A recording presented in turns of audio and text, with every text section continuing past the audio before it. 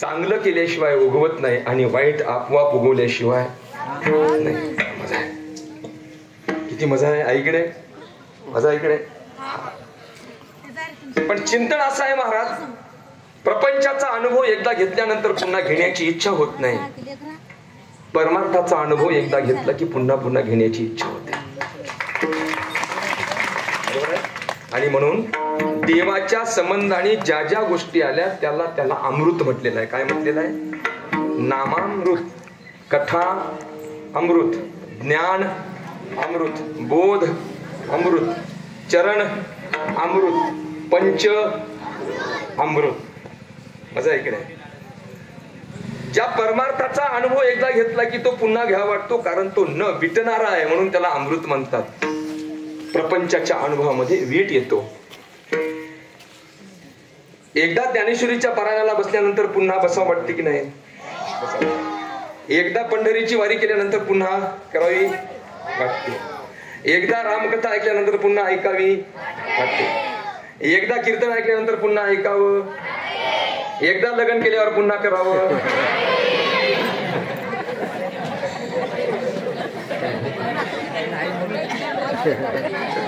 तुम्हाला कसं काय माहित रे?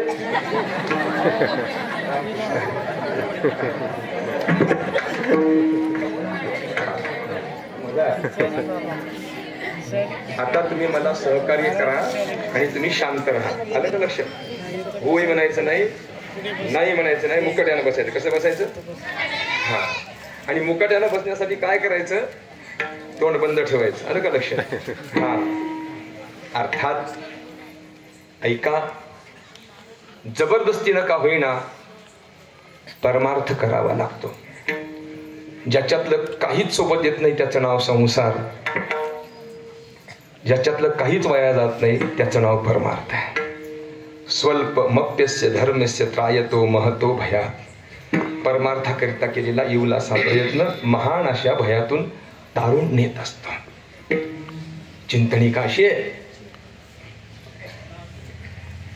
जीव चांगलं वागत नाही पण आपलं चांगलं व्हावं वाटतं. रामकृष्ण हरी. समाधानी आम्हाला चांगलं म्हणावं वाटतं की चांगलं वागावं वाटतं?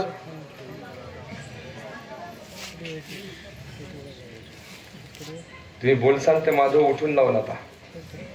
आलं का लक्षात? गप्प बसा. वेळ कमी आहे आणि माणूस दुरून दुरून कथा ऐकायला आलेला आहे. चिंतन असं आहे महाराज, समाधान आम्हाला चांगलं म्हणावं वाटतं पण तेवढ्या पर्सेंटेज मध्ये आम्ही चांगलं वागत नाही. मजा आहे. आजच्या कीर्तनामध्ये एक स्पेशल पॅकेज आलेलं आहे. आपण चांगलं वागायचं नाही पण आपलं चांगलं झालं पाहिजे. रामकृष्ण हे पॅकेज आहे.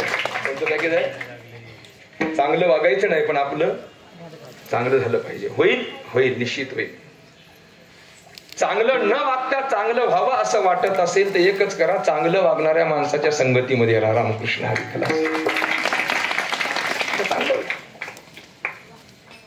अहो किती वेळा पाणी फिल्टर केल्यानंतर नाल्याचं पाणी कोणी पिईल का? नाही ना. पिईल का? नाही पिणार. पण नाल्याने आपलं पाणी तीर्थ म्हणून घ्यावं असं वाटत असेल तर वाहत वाहत फक्त नदीला जाऊन मिळावं. रामकृष्ण हरी. ओघळे हेची करावे ते गंगेचे अंग ठाकावे, मग तो गंगाची नोहे आघवे तरी तो काय करी. आणि म्हणून सत्संगती अत्यंत महत्वाची आहे. ती करावी लागते. आणि करत करत करत करत करत करत परमार्थामध्ये जेव्हा आपण टप्पा गाठतो ना तेव्हा परमार्थामध्ये प्रवेश हा सकामतेनं होत असतो आणि परमार्थाचा शेवट हा निष्कामतेनं होत असतो. याला रेंज पाहिजे. काय पाहिजे? रेंज. हा. परमार्थामध्ये प्रवेश करताना ती सकामता असते. माझा प्रपंच व्यवस्थित व्हावा, माझ्या मनासारखं सगळं व्हावं. पण ज्या वेळेला अंतःपटलावर संपूर्णपणे परमार्थ प्रतिबिंबित होतो ना त्यावेळेला असं वाटतं आता प्रपंच कसाही असो किंवा नसो, देवाची आणि माझी ताटातूट होऊ नये. याला मॅच्युरिटी म्हणतात. लक्ष देऊन ऐका. अत्यंत महत्वाचं चिंतन आहे. प्रपंच ठरलेला आहे, परमार्थ आपण करायचं आहे. ही लहान लहान मुलं इथं बसली, ही आजाण आहेत बिचारी, यांचं काय सांगावं. ऐका रे, तुमच्यासाठी सांगतो. आमचे आई वडील कसे असावे हे आमच्या हातात नाही. आमचं कुळ कसं असावं हे आमच्या हातात नाही. आम्ही जन्म कुठं घ्यावा हेही आमच्या हातात नाही. आम्ही गरीब असावं की श्रीमंत असावं हेही आमच्या हातात नाही. आम्ही काळं असावं की गोरं असावं हेही आमच्या हातात नाही.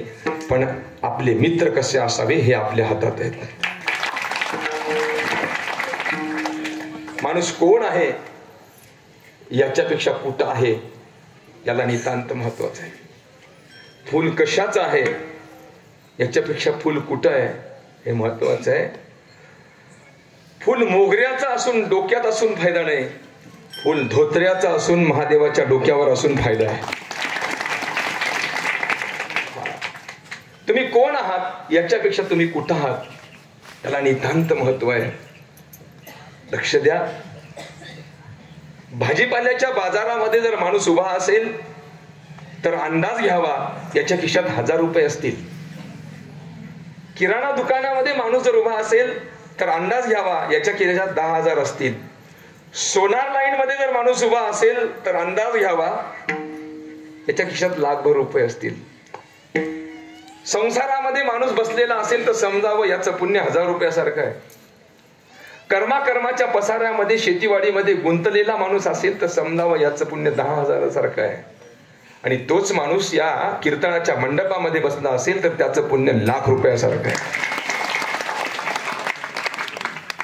त्याच्याहून अंदाज येतो ते पुण्य आम्हाला इकडे सरकवतं आणि कथा मंडपामध्ये आणतंय.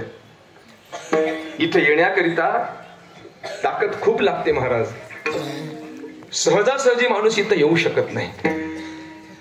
याच्याकरिता खूप पुण्य पाहिजे. किती पाहिजे?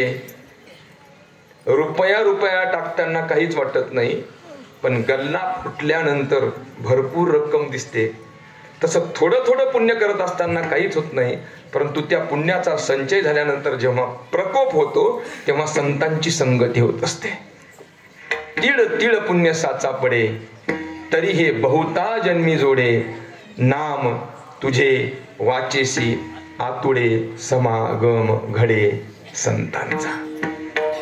आणि म्हणून परमार्थ करावा लागतो. नितांत महत्वाचं आहे. ऐका, ज्याला रोग झाला त्यानं डॉक्टरकडे जावं आणि ज्याला आपलं पाप कळालं त्यानं साधूकडे जावं. रामकृष्ण हरी. विठ्ठल महाराज. ज्याला ताप आला विठ्ठल महाराज कुठे जावं? डॉक्टरकडे जावं. आणि ज्याला कळालं आपलं पाप झालं त्यानं कुठे जावं? आणि कळालंच नाही तर रामकृष्ण हरी. वाह. आणि याच्याकरिता आपल्याला काही कळत नाही हेही कळणं महत्वाचं आहे. रामकृष्ण. हा, हे पूज्यश्री ज्यांच्या प्रेरणे या गावामध्ये सप्ताह सुरू झाला, सद्गुरु बाबा महाराजांचं वाक्य आहे. नाही, आपल्याला काही कळत नाही एवढं कळालं तरी पुष्कळ झालं. खलास. महत्वाचं आहे ना. आणि म्हणून नितांत गरज आहे. पुन्हा पुन्हा पुन्हा पुन्हा जमिनीची मशागत करावी लागते. एकदाच करून जमत नाही, एकदा फवारणी करून जमत नाही. राऊंड अप मारा, मीरा एकातर फवारा, गवत कुठून कुठून कुठून तोंड काढल्याशिवाय. स्वभाव आहे तिचा, ते स्वाभाविक आहे. विचारलं एका मुलानं, का ग तू आमच्या बाप जदेचे आहे, आमच्या आजोबाचे आहे, आमच्या पंजोबाचे आहे, आमची आहेस तू? हा आहे ना. मग काय झालं? मग आमच्या मालकीची असून तू 10-20 क्विंटल तूर का काढत नाहीस? तेवढ्याच आवाजात म्हणलं, तुझ्या बाप्पाची असली तरी पिकल्याशिवाय कशी उगवल? तुझ्या बाप्पाची असली मग काय पेरल्याशिवाय कशी उगवल? मिराशीचे म्हणून शेत नाही देत पीक उगे, अवघी भाग्य येती घरा, देव सोयरा झाली. आपली जमीन जरी असली ना तरी तिच्यात पेरल्याशिवाय ती उगवत नाही. तिला विचारलं, का ग तू आपोआप तूर उगवत नाहीस, ज्वारी उगवत नाहीस? नाही. मग आपोआप गवत का उगवतेस? तिनं स्पष्ट सांगितलं, माझा स्वभाव आहे, जर माझ्यामध्ये तू चांगलं टाकलं नाहीस तर मी वाईट उगवल्याशिवाय राहणार नाही. ऐका, माझ्यामध्ये चांगलं टाकलं नाही तर वाईट उगवल्याशिवाय राहणार नाही. आता जर तुम्ही यांना कीर्तन दाखवलं नाही तर हे युट्यूबवर राहिल्याशिवाय राहणार नाही. आता वाजवत तितका टाळ्या, एवढी हुशार आहे. आणि म्हणून परमार्थ नितांत महत्वाचा आहे. आणि एकदा का परमार्थाची लत लागली ना की जीवनामध्ये दुसरं काही करण्याची इच्छा होत नाही. ऐका, आळंदीची वारी करावी, पंढरीची वारी करावी, नामस्मरण करावं, सत्संगती करावी आणि हळूहळू हळूहळू परमार्थाचं महत्व कळावं. फार मजा आहे बरं संतोष महाराज. परमार्थ एकदा कळाला ना, ज्याला परमार्थ कळाला त्यानं परमार्थाला केलेले प्रयत्न अतिशय महत्वाचे वाटतात. आयुष्याचं गणित असं आहे, जेव्हा कळतं तेव्हा बरंच काही निघून गेलेलं असतं. आम्ही एकदा मालकाजवळ बसलो होतो माहूरच्या मालकांचं एक वाक्य खूप छान आहे. ज्याला तारुण्य आणि पैसा सांभाळता आला त्याला जगावर राज्य करता येतं.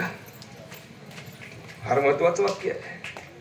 ही महिला मंडळी आहे ना, स्वयंपाक करता करता जेव्हा हळूच थोडासा जाळ जास्त झाला की दूध उतू येतं. घाई गडबडीमध्ये त्या झटकन पाण्यामध्ये हात घालतात आणि पाण्याचा शिडकावा देतात, आपोआप खाली जातंय ना ते दूध. गुरु महाराजांचं वाक्य आहे, भर तारुणपणामध्ये काम नावाचा विकार जर उतू जात असेल तर संतांच्या संगतीमध्ये जाऊन भक्तीचा शिंतोडा घ्या, तो आपोआप शांत झाल्याशिवाय एकदम शांत होईल. याच्याकरता तर ही सत्संगती आहे, याच्याकरता हा परमार्थ आहे. आणि हे करत करत करत करत करत जेव्हा त्याचं महत्व कळतं तेव्हा हळूहळू हळूहळू हळूहळू प्रपंचाची आसक्ती कमी होते आणि परमार्थाची आसक्ती वाढत जाते. धीरे धीरे धीरे धीरे धीरे. सुरुवातीला माणूस कीर्तीसाठी परमार्थ करतो,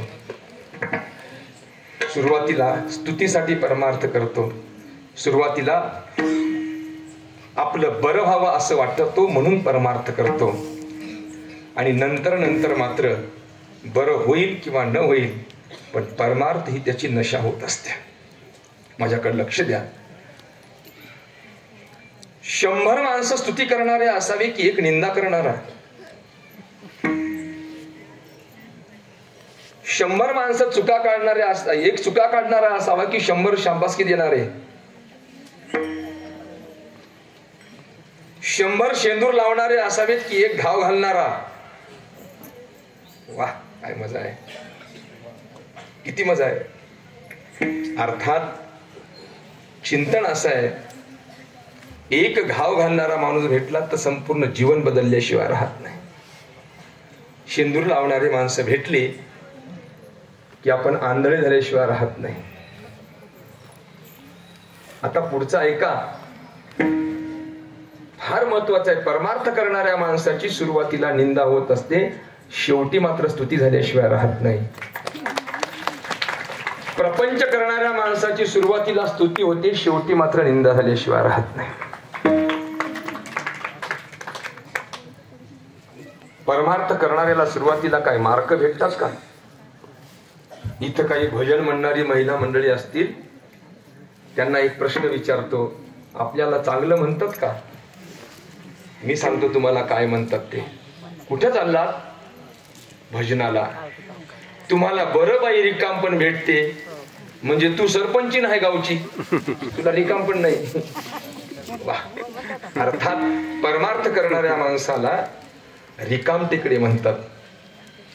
ते करत करत करत ज्याची नशा त्याला आली ना त्याला ते सगळं कळतं आणि हळूहळू हळूहळू अंतरंगामध्ये खोल खोल खोल खोल परमार्थ जात असतो. ती मजा, तो नित्यनेम, ती आळंदीची वारी, ते ज्ञानेश्वरी, ते चंदन, ते बुक्क्याची डब्बी, त्याचं जीवाभावाचं नातं होत असतं महाराज.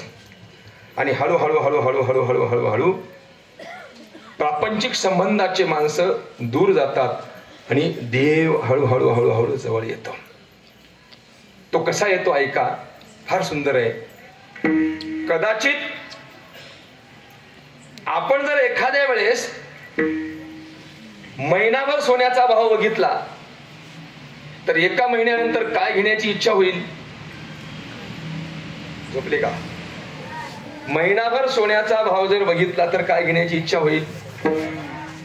महिनाभर जर लग्नच केले तर काय करण्याची इच्छा होईल?